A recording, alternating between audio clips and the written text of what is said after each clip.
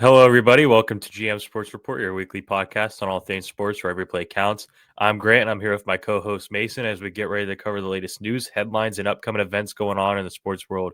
Make sure to like, comment, and subscribe to see all things GM Sports Report. Mason, how are you doing today? I'm doing pretty good, Grant. How you doing? I'm doing pretty well. We got a lot to talk about. Basketball is back, so we're going to be talking about the Starting NBA tonight. today. Obviously, we still have NFL stuff to go over, and then the World Series has been decided. We know who's going to be playing against each other now, so we're going to get into that as well. So, looking forward to get into all of that. And with that being said, we're going to start out like how we start out every episode, and that is with our hot take of the week. So, Mason, what is your hot take for this week? So my hot take is that this NFL season has been one of the most fun to watch since the 2021 season, in my opinion. Other than mainly as a general fan, rather than just our teams, I guess. It's just very unpredictable. You don't know who's going to be good, who's bad. It's we've noticed this with our predictions each week, how hard it is to figure out who's going to win, because that Jacksonville Rams game, you don't expect like Jacksonville's looking like a good team coming in this week, and then Rams just blow them out of the water without Puka Nakua nonetheless. So it's just a very fun and refreshing season, and I hope we get a pretty good Super Bowl at the end of it. And I'm just taking it all in. So yeah, I think it's just very fun to watch.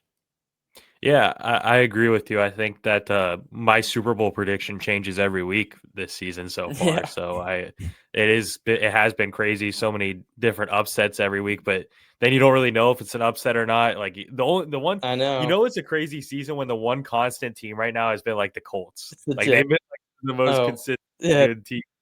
Well, that too, but it's just been a all around. So yeah, I agree with that. My hot take of the week, I'm going to slide it over to baseball because it's baseball related. I think I hate talking about the Dodgers, but I think Shohei Otani's Game 4 performance is the greatest performance not only that we've seen in baseball, but the greatest performance we've seen in sports. It's just unbelievable what he did. 3 for 3 with 3 home runs. That alone is a historical performance in playoffs, a historical performance in all of baseball, having 3 home runs in a playoff game in a game that decides if you go to the World Series or not. hmm But then he's on the other end of the ball, throwing 6 innings, only giving up 2 hits and having 10 strikeouts. I mean, that is just absurd. He dominated on both sides of the field to the highest level you possibly can, gave up no runs.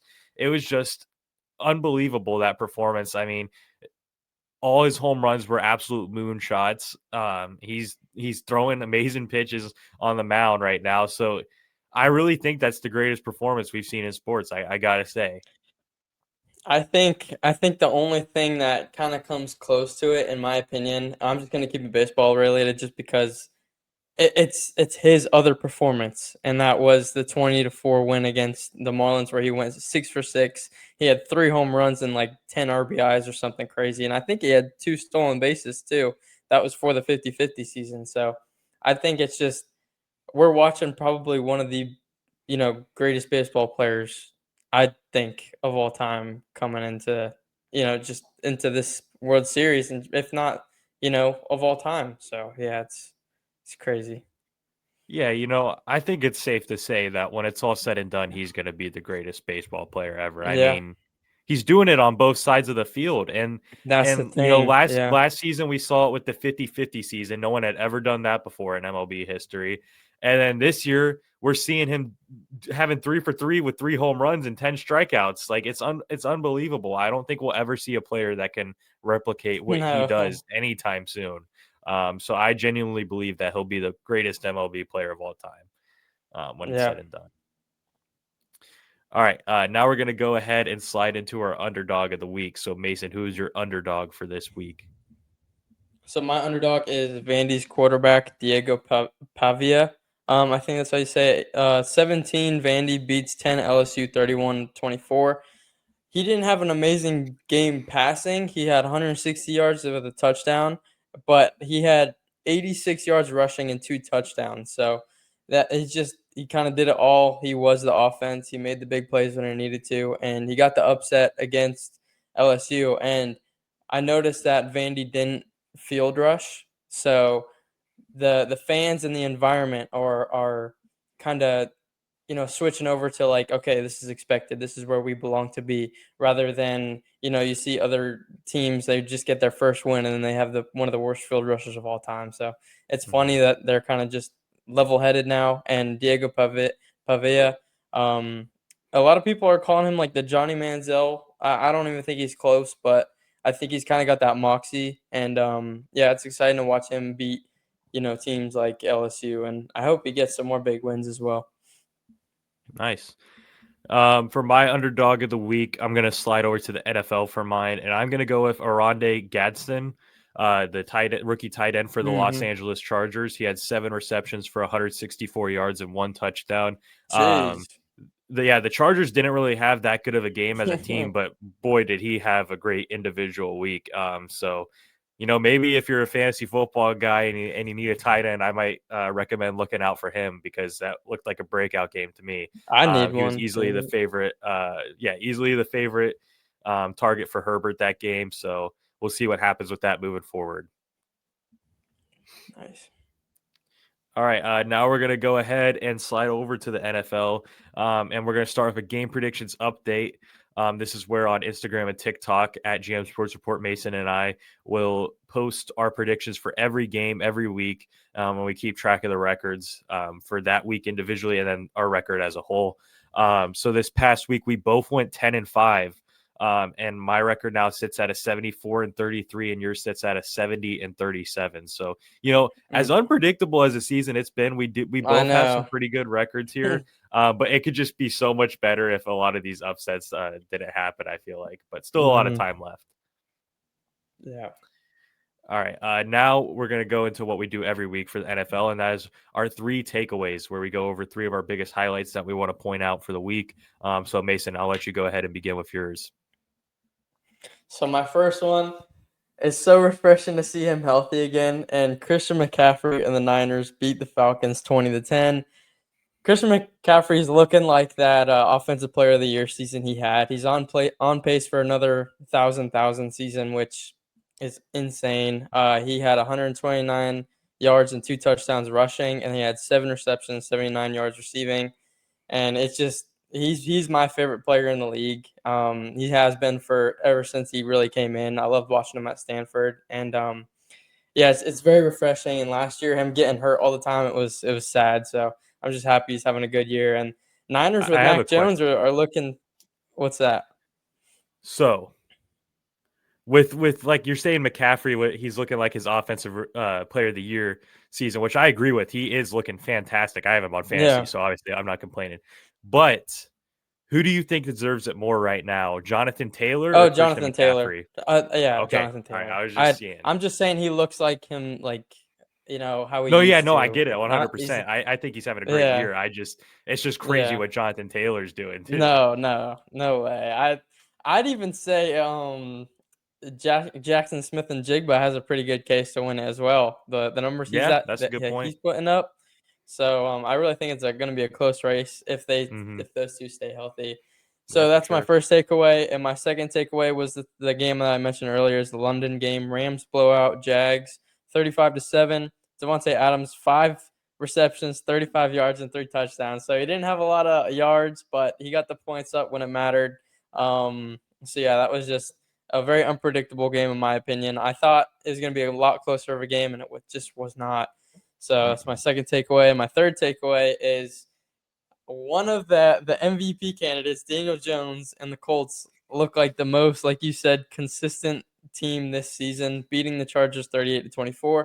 Chargers have kind of been like the beating stick of a good team, I'd say, where like teams kind of beat them, like, oh yeah, they have a positive record, they're a good team.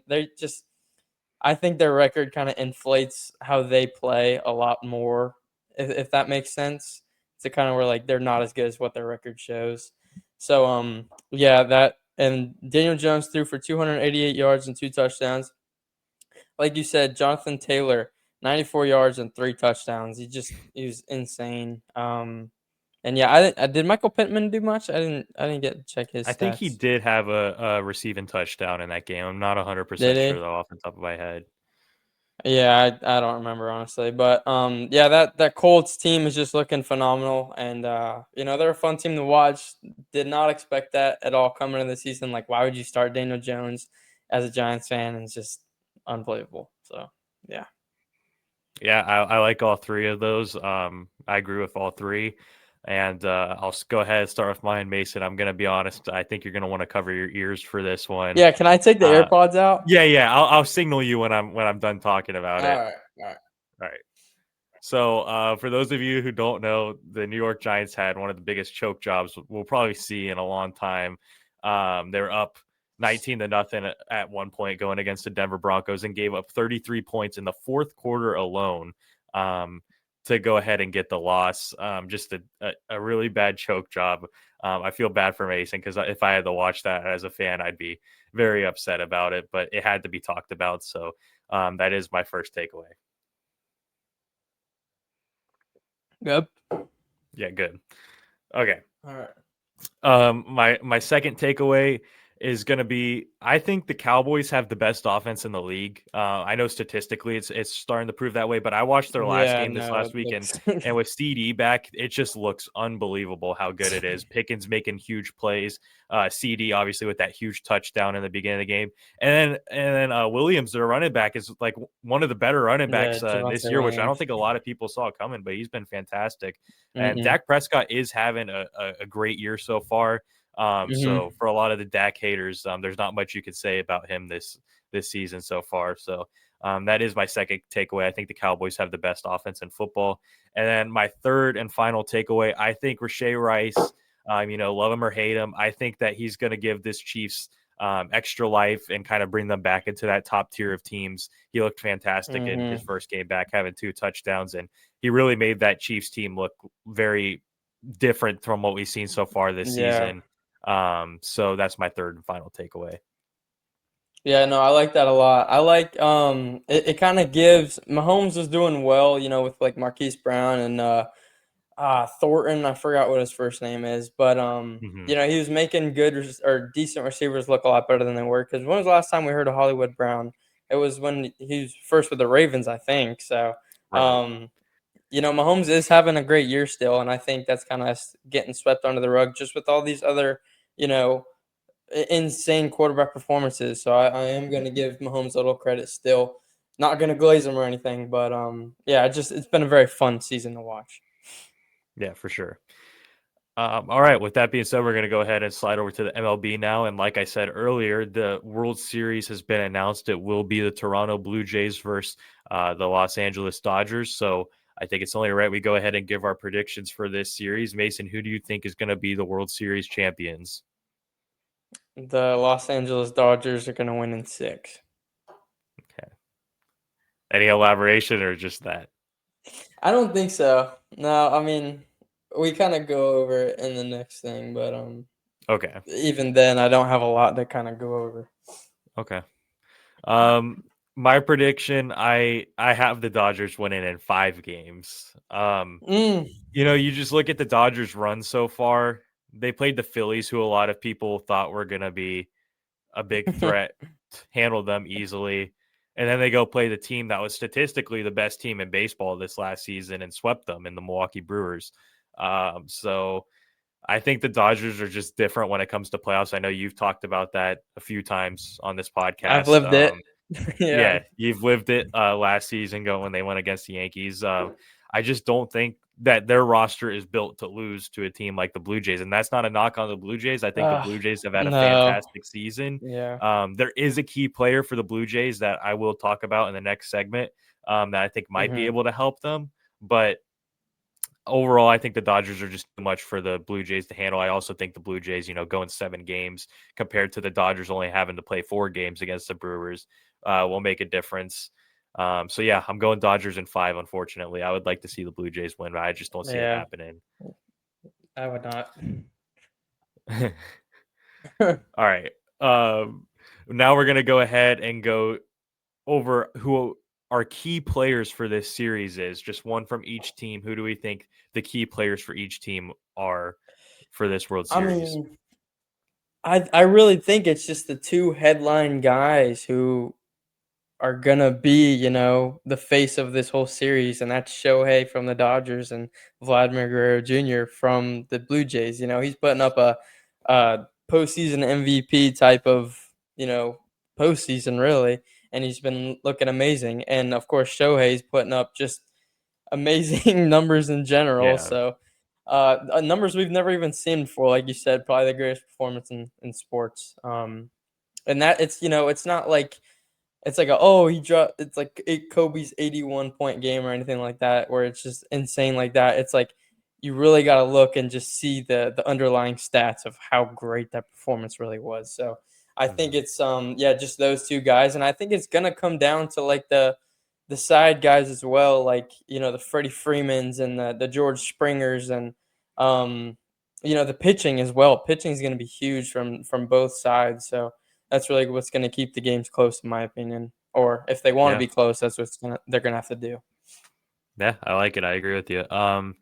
For my key players for the Dodgers, I also went the Shohei route just because, as the favorites, that's really all you need. You need your best player to be the best player Yeah, on the team. So I think that Shohei is the key player for the Dodgers because, he had been struggling up until that 3-for-3 game. He was yeah, struggling a little bit. So he's going to have to stay hot. And for the Blue Jays, I went a little bit of a different route. I'm going with the guy that has yet to play a game in these playoffs that said he's good to go for the World Series, and that's Bo Bichette. If Bo Bichette can get mm, hot over at shortstop and can hit for them, that elevates the Blue Jays offense a lot because Bo Bichette is a very talented offensive player, and he can really elevate them. For those guys like Springer, who's having a fantastic postseason, and Vladimir Guerrero, who's having a fantastic postseason, he could really be a difference maker in this series if he's right and if he's healthy. Now, it's going to be tricky because, like I said, he hasn't played a postseason game yet, so he's going to be a yeah, little behind as far as catching up and getting ready to go. But if it's the Bo Bichette that we're used to, he could really be a difference maker for this Blue Jays team. So those are my two key yeah, players. yeah. You mentioned it how it's gonna be tricky, but like not only like physically but mentally, how tough do you think it will be to sit as long as he has, miss all the postseason, and if he is healthy to play, come into the biggest games of his life? Like how Yeah. like that's got to be insane pressure not only on yourself but just from everyone around. Yeah, he's not only just coming back, but he'll be coming back and facing guys like Blake Snell and Tyler Glasnow and Yeah, Shohei Ohtani and Roki Sasaki. So it's like he's facing the hardest pitchers in baseball yeah, to oh face. yeah, So it will be very challenging. And I wouldn't be surprised if it goes south fast and he doesn't get a single hit in the yeah, World Series. But mm-hmm, I wouldn't be saying this if I didn't think he had potential because I think Bo Bichette is very talented. He had a great regular mm-hmm, season, so we'll see what happens. But he could be a key for them. We'll see. yep, All right. So we'll see what happens with the World Series over the next week or so. We both have the Dodgers winning, so we'll see what happens if we're right or if we're wrong. But with that being said, we're now going to go ahead and slide over to the NBA because NBA basketball is back as of today. There's some two games tonight. yep, So we're kind of good going to just go games, through a they're little, good yeah, games. yeah, for sure. We're just going to go through a list of just, little predictions and things like that to get into the spirit of NBA basketball being back. And so, with that being said, we're going to start with our best, who we think is going to be the best team in the East and who the best team in the West is going to be. So, Mason, I'll let you go ahead and begin with that. See, this is a trick question because there's no way, in my opinion, you can just pick one team, Hmm. at least from the East. On paper and regular season, yeah, you could put Cavs, but um, I'm just off of roster. I think I'm just gonna go with the Knicks. The only thing that scares me with the Knicks, though, is just the head coaching and the chemistry with all that. So I think, dang, I don't know. Cavs or Knicks, honestly. That's a toss up. I'm just gonna put one of those there. Okay. You want to do the West or you want me to give my East first? Yeah, no, yeah, you could do the East first. Okay. For my Eastern Conference, I also went with the Knicks. I think they're the most they have the most talent on paper out of the East right now, especially with the Yeah, Celtics with their injury situation going on. Obviously Halliburton out for the year, so the Pacers aren't going to make too much noise. Sixers are always injured every year, so it really just comes down to the Knicks and Cavs, like you said. And I just think the Knicks are better on paper. But who knows if there's an injury or a trade or something like that, things can change. But for right now, going into Game 1, my prediction is the Knicks for the East. As much as it pains me because I hate the Knicks. Mm-hmm. And my West, I think I'm just gonna have to go with the reigning champs, and that's Oklahoma City. Until I see them get beat and a really big, I guess, beat down or just have something big happen, to where someone else looks better who could, maybe be like Denver or someone like that. I'm just gonna keep them as number one. So yeah. Yeah, I think that's a very fair pick to make. Thunder, I think, have the right to be the number one Yeah. prediction going into this season, but I did go a different route just because of how much I like this team, and this is my personal opinion at the end of the day. And I'm going to go with the Houston Rockets. I think the I Rockets saw will be that the best coming. team in the West. Yep. I really like their team. I don't know if you saw the lineup they're rolling out there for Game 1. It's a very uh, tall lineup. They have Amon Thompson, who's 6'7", playing point guard, and then from then on, it's all 6'11" players. It's Kevin Durant, Holy crap. Jabari Smith, Alperen Şengün, and Steven Adams. That's a tall lineup, and that is the one They're thing gonna be that a getting lot of teams bored. couldn't match with the Thunder. I know. That's the one thing that the Thunder had advantage on a lot of these teams in the West was their size, the height Yeah. they had in their lineups, and now Houston's going to be able to match that. And like I said, they have such a seasoned veteran and Kevin Durant, one of the best offensive players ever, if not the best offensive Mhm. player ever. So that's going to work dividends for them. Şengün, obviously very talented. Amon Thompson, I'm expecting to have a huge breakout year from him. So I'm going to go with the Houston Rockets as my team to win the West going into game 1. Nice. I like that. All right, now next thing we're going to do is give our way too early MVP predictions. So Mason, who's your MVP for this season? I'm just gonna go Jokic. I have honestly no idea. And I think that's the safe pick in my opinion because Yeah, I he mean can it's win it. fair. And the numbers he was putting up some crazy numbers last year where a lot of people thought he was gonna win it last year as well. But Shea just came out and won it. But I think Jokic can get it. Yeah, I think that's a very fair pick. Jokic is always going to be in that mix with the talent that he has, but I'm going to also go a different route here. This is more just like my gut feeling. Like when I was thinking about this, I was like, it's just in my gut. It's telling me this person's going to win MVP, and that is Giannis. I think Giannis Antetokounmpo is going Hmm. to win MVP this year, and let me tell you why. One, he's coming into this season pretty angry. I feel like I don't know if it's because he's angry at the Bucks as an organization. I don't know if it's because he's angry with the media, but I I think he has would. a chip on his Yeah. shoulder for something to prove this upcoming season. Lost his running mate in Damian Lillard. He's really on his own right now as far as scoring goes. So I think he's going to be. I wouldn't be surprised if he's averaging 30 plus points and like 12 rebounds and like 5-6 assists a game. And we know he's one of the best defenders in the league as well. So I think this is Giannis's year to win MVP. I like it. All right, now we're gonna go ahead and pick our sleeper team, a team that we think is gonna, be a sleeper team to win their conference this season. So, Mason, who do you think that's gonna be? Winning conference. I wouldn't Oh, put maybe not winning conference, just conference, someone that's but gonna outperform projections. okay. Okay. I'll do the team that you were somewhat hot on last year, and that is, as much as it pains me to say, the Atlanta Hawks. I think that they have a pretty good upcoming year. I think adding Kristaps, he's not what he used to be, but he's still a big asset in a very young team. You got young guys like Dyson Daniels and Jalen Johnson who showed breakout potential before injury last year, and then all this with the East being as weak as it is, I think the Hawks could very well be in playoff contention. So yeah. You forgot to mention one player on that Hawks team. No, you're good. We're good. We're good. We're good. We're good.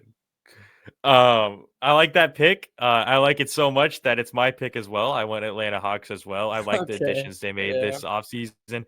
I think they had, like you said, their young guys were playing really well up until injury. Jalen Johnson was actually an all-star caliber player before his season-ending Mhm. injury last year. So I expect him to maintain that. Obviously, I won't say his name, but we know the star player of that team um, is a very talented basketball player. So I think he's going to be able to lead them, and I think they're going to be a pretty good team in this East that is so wide open this season. So Yeah. I picked the Hawks as well, but just because I want to be a little different, I'll go with another team off the top of my head. I'll go to the West. I'm going to go with the San Antonio Spurs. I think they have Mhm. potential to outperform their projections. Victor Wembanyama and De'Aaron Fox, that was a duo we didn't get to see much of Yeah. last season because right when Fox got over there, that was when Wemby had the blood clots to end his season. So I'm excited to see what that duo is able to do, along with some of their young guys like Devin Vassell, Stephen Castle, those guys. So I think that's another team that can be a sleeper team this year. Could you imagine they got the number 1 pick? Man, yeah, it would have been I crazy. like It would be crazy. like Yeah, yeah, I that'd be still think insane. that Mavs trading Luka then getting Cooper Flag is inside It's job. a little fishy. It's a little fishy for sure. um, all right. Next category. Now we're going to be doing a sleeper player. A player that we think is going to have kind of a breakout year this year. He had a good year on Memphis last year, but I think him in a new environment in Orlando, Desmond Bain, I think he's gonna be, a go-to player for that Orlando offense. And he's just I think a key piece that Orlando's really been missing in that that 3-point shooting, I think. And Yeah. you got him, Paulo, you got the Wagner brothers. Um, I think he's gonna have a really good season, and this, and changing environment is gonna be really well for him.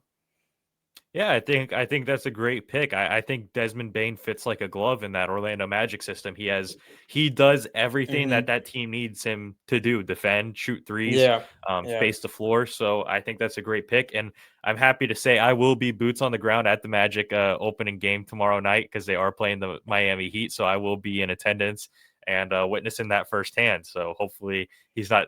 Hopefully he's not a sleeper player tomorrow night. He could be after, but just not tomorrow night.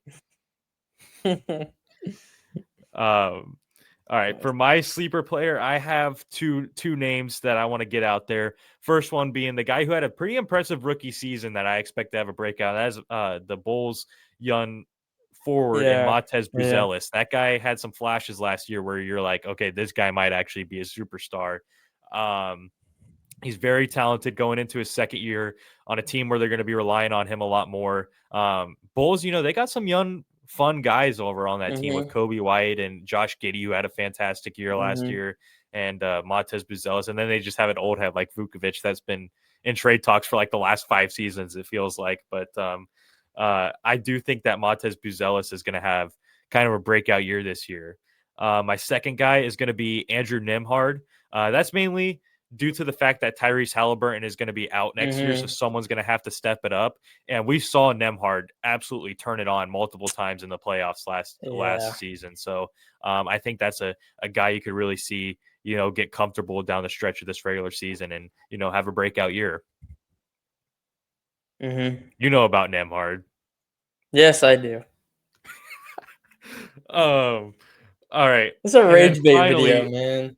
yeah, I know, I know. Golly. I'm sorry. I've been avoiding it though. I haven't been. I We haven't haven't been said anything about your teams all day, Hey, all there's day. nothing to That's say 3 about my shots teams. against There's me. nothing to say about my teams. And I picked your team to Whatever. win the Eastern Conference, so be happy. Alright. Yeah. Okay. Okay. All right. Our final category for this NBA segment we're doing here is a team we think will underperform. I have 3 team. I have a lot of teams in mind, honestly. I Mm, think from the West, Phoenix losing KD is gonna be a lot bigger than people really think. yeah. It's all Booker now, and I don't have this on the notes, but really just thinking about it, him being in Houston is gonna really change that dynamic of the team, in my opinion. And then there's like 3 teams in the East, I think, that are all gonna have a decline year, and that's Pacers. You lose Miles Turner, and you don't have Halliburton, like you mentioned. You got to rely on a lot younger players who are maybe not as experienced with holding a team down, as Halliburton was with leading that team through the postseason. And then I have Boston, who is really just going to have to rely on Jaylen Brown this season. Tatum being out, losing Kristaps, it's like it feels like Pacers and Boston are in like the same exact boat with that. And then another team I kind of have maybe not as much of a decline just because it still could be a decline, but they did get Miles Turner, and that's the Bucks. You lose Dame, so you have Miles Turner and you have Giannis, which I don't think it'll be as bad as people anticipate, but I do think it'll still kind of be something worth watching. So yeah, those are a few of the teams. Let me just make this real clear, real quick. Out of all those teams you just named, there's one that I am preying on their downfall the most, and it's not who you think it is. It is not the Boston Celtics.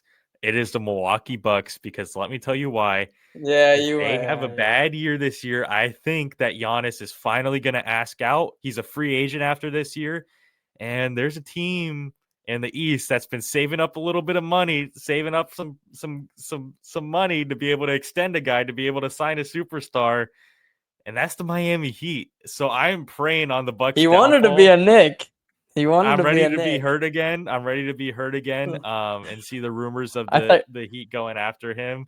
And I'm watching the Bucks and hoping for their downfall. But that's not who I picked for my underperforming team. What are you trying to say something real quick? I was I'll let you gonna go. say I thought it was gonna be the other heartbreak on the Bucks Oh, that you were gonna talk about. no. I'm all in on the Giannis. It's going to be a great 2027 season. The Heat saving salary cap for that season, and we're going to walk away with Nikola Jokic and Giannis. I mean, come on, dude. It's going to be Okay. it's going to be a fun time, man. Oh my Um, gosh. all right, for my team that underperformed, or who I think is going to underperform, I would I do not like this team as much as others do. I don't understand the hype around this team, and that is the Golden State Warriors. You cannot tell me this team is going to be good. They are so old. Like Steph Curry is great. Don't get me wrong, one of the greatest point guard of all time, but he cannot carry Draymond Green, Al Horford, and Jimmy Butler, who only shows up half of the regular season games. I mean, I'm sorry, you just can't. You can't do it. I don't think this Warriors team is good. I'm seeing people saying that the Warriors are going to be a team that can win the West. I just don't buy it. They have like a starting lineup with the average age of 37. It feels like, so I just don't buy it. I don't buy them being a good team. The glaze on them is kind of making me frustrated, as you can see. I just don't think they're going to be a good team. Grant Grant going against Jimmy Butler in 2025. Who would have thought? Look, no, let me get this clear. I still am a Jimmy Butler Chat fan. clip that. Chat clip No, that. don't clip that. I'm still a Jimmy Butler fan. I know a lot of Heat fans aren't anymore, but I still am a fan of Jimmy Butler. I'm just being real here. His record shows he doesn't show up during the regular season, and they also have Draymond Green and Al Horford surrounding us. So it's really just Steph Curry that's going to be there in the regular season. And as great as he is, I don't know if he'll be able to handle that load. So yeah, that's my team that I think is going to underperform this year. Would you say he performed up to a standard in the last postseason? Jimmy or Steph? Jimmy. That was a tricky one. I think he started out the postseason really good, but then he had that tailbone injury, and he never really looked the Oh, same that's since. And right. we've seen that multiple times with Jimmy in the postseason. As after he gets injured, he's not the same. So, um, really, time will tell, I guess, if he'll be able to get back in that playoff Jimmy mode or not. I don't know. We'll see. Mhm. Yeah. All right. Why are you smirking like that? Nothing. Like I you're. thought you were talking about something else with with Jimmy Butler getting hurt. I thought you were Oh taking a no. shot. No. I'm past that. Okay. That's the past. Okay. All right, that's pretty much going to wrap up this episode. So thank you guys for tuning into this week's episode of GM Sports Report, where every play counts. Please make sure to like, comment, and subscribe to be able to see our weekly episodes on all things sports. For additional content, check the description to see links to our Instagram and TikTok account. This is Grant and Mason signing off for now. Have a great week, everybody. Thank you, guys.